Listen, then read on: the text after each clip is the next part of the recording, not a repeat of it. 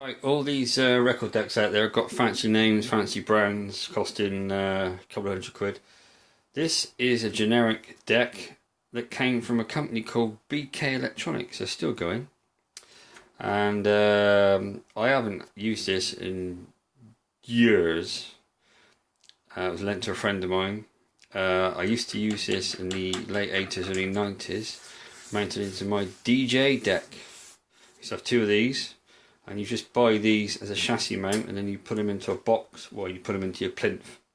But it was only just this part you bought. This has been added on later by myself. I've got it back. Now there's issues with this. Just to show you the state it's in, because I'm going to give this a once over, and then I'll do a clip after when I've finished it. Firstly, you can see the problem here. This is a belt drive, and let's have a look. Christ, I don't even.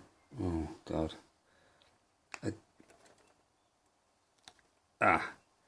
Right.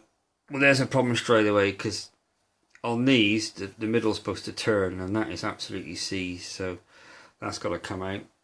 Also, I did this because originally these decks were just spinning all the time. They didn't have a separate on-off. That's how basic they were. But I don't know if you can hear. Hang on. I'll put it right to the motor.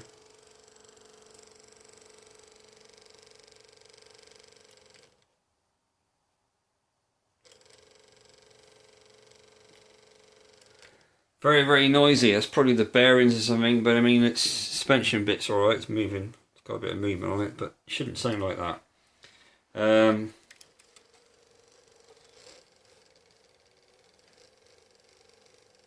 also the speed's completely erratic. I expect the pot needs replacing.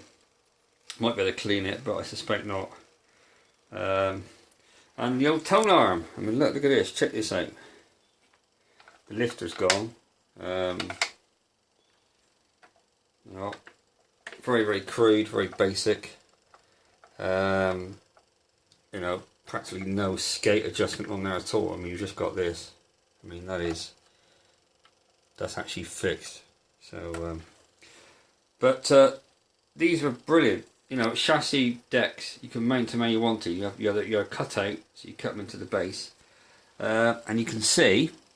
If I can zoom in and show that. Can you see that? No, you probably can't.